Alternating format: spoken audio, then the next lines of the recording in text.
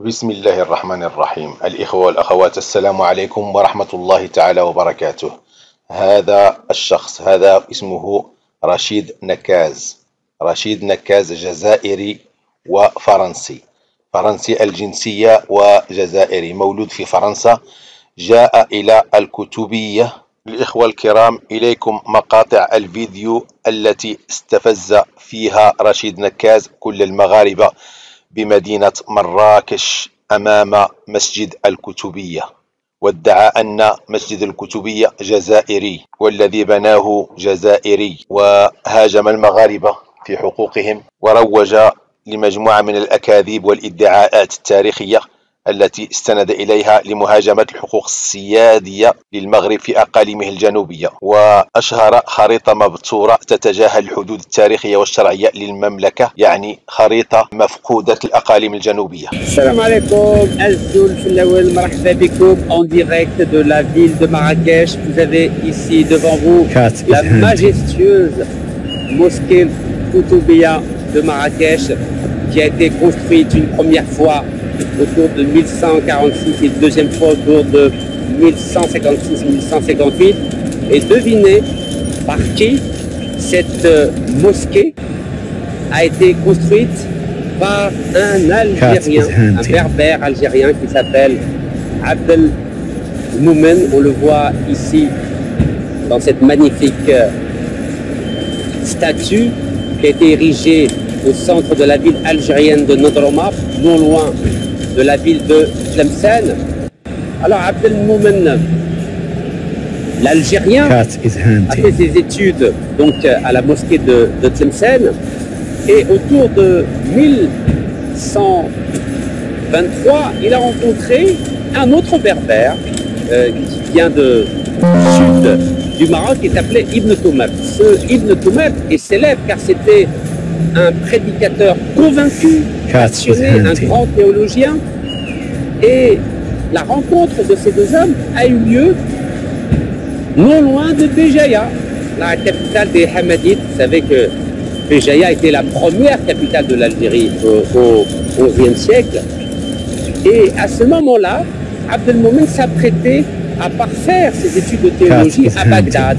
Et finalement, suite à cette rencontre divine, j'aimerais dire, ces deux hommes, Ibn Toumab et Abdel Moumen, ne se sont plus jamais quittés, et Abdel Moumen n'a pas eu besoin d'aller à Bagdad. Et ensemble, donc le Marocain Ibn Toumab et l'Algérien Abdel Moumen ont développé le concept d'unicité divine. C'est-à-dire qu'ils ont mis en avant la foi dans l'unicité de Dieu. On les appelait les El-Mouahidin, c'est-à-dire en langue latine, les Almohades. C'est avec cette appellation qu'ils sont rentrés dans l'histoire en Europe. Ces Almohades, à partir de... Et au bout de 10 ans, il y aura un nouveau référendum défendu au travers d'articles que j'ai rédigés, et d'ailleurs la presse francophone a repris cette idée et l'a rendue publique. Mais malheureusement aujourd'hui, ni les autorités marocaines ni les autorités algériennes veulent étudier cette proposition, mais qui à mon sens est la seule viable. De quoi s'agit-il? Il s'agit, après un référendum où le peuple sahraoui sera consulté, de proposer que pendant 10 ans, c'est-à-dire une période transitoire de 10 années, le territoire du Sahara occidental, donc qui se trouve au sud du Maroc, au nord de la Mauritanie et à l'ouest de l'Algérie, soit sous la double souveraineté à la fois de l'Algérie et du Maroc. Je dis bien une double souveraineté provisoire qui ne va pas durer plus de 10 ans. Vous savez que le Soudan était, entre 1899 et 1956, géré selon le même principe de la double souveraineté à la fois égyptienne et anglaise. En langage diplomatique, cela s'appelle un condominium. Donc pendant 10 ans, on va voir ce que le Maroc et l'Algérie sont capables de faire quand ils gèrent ensemble ces territoires.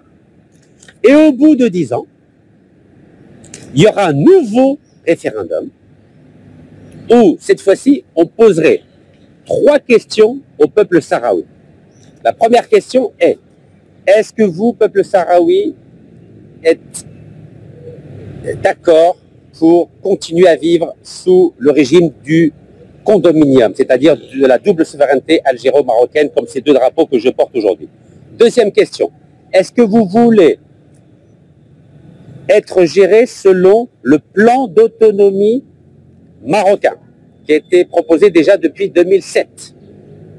C'est-à-dire, est-ce que vous, Sahraouis, vous voulez être une province autonome dans le cadre de la monarchie marocaine? Enfin, la troisième question qui sera posée aux Sahraouis dans le cadre de ce référendum est la suivante. Est-ce que vous, peuple sahraoui, vous voulez l'indépendance? C'est une proposition qui est à la fois pragmatique, qui est réaliste et qui permet de sortir de cette haine qui est en train de se développer de part et d'autre de la frontière algéro-marocaine, notamment dans les réseaux sociaux. Car à partir du moment où les Marocains et les Algériens ne se rencontrent plus, ils se détestent, ils se haïssent de façon virtuelle et artificielle. Et c'est pourquoi moi je suis là aujourd'hui à Marrakech, pour mettre fin à cette haine absurde. Alors bien sûr, j'ai déjà vu les réactions de mes frères marocains qui me disent « Mais comment, Rachid, oses-tu dire que l'Algérie puisse gérer avec le Maroc le Sahara occidental? Le Sahara occidental a toujours fait partie du Maroc. » Mais je viens de vous prouver, mes chers frères, que c'était un Algérien qui était le calife du Maroc et de l'Afrique du Nord. C'était un Algérien qui était le commandeur des croyants déjà au XIIe siècle. Donc, s'il vous plaît, ne me parlez pas d'antériorité historique, ça n'a aucun sens. Aujourd'hui, ce qu'il faut, ce sont des hommes politiques et des diplomates responsables, secondés par une société civile responsable pour mettre fin à ce que le Maroc et l'Algérie sont capables de faire quand ils gèrent ensemble ces territoires. Et au bout de 10 ans, il y aura un nouveau référendum où, cette fois-ci, on poserait 3 questions au peuple sahraoui.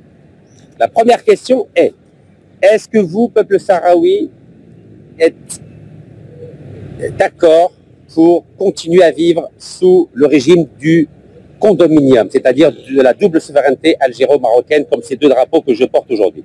Deuxième question, est-ce que vous voulez être géré selon le plan d'autonomie marocain qui a été proposé déjà depuis 2007? C'est-à-dire, est-ce que vous, Sahraouis, vous voulez être une province autonome dans le cadre de la monarchie marocaine?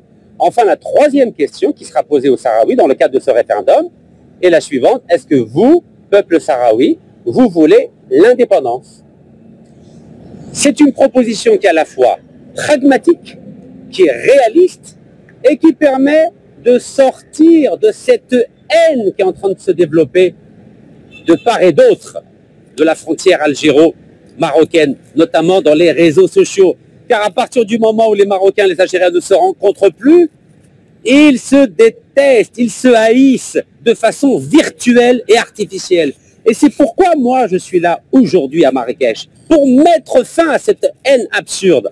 Alors bien sûr, j'ai déjà vu les réactions de mes frères marocains qui me disent « Mais comment, Rachid, oses-tu dire que l'Algérie puisse gérer avec le Maroc le Sahara occidental? Le Sahara occidental a toujours fait partie du Maroc. » Mais je viens de vous prouver, mes chers frères, que c'était un Algérien qui était le calife du Maroc et de l'Afrique du Nord. C'était un Algérien qui était le commandeur des croyants déjà au XIIe siècle.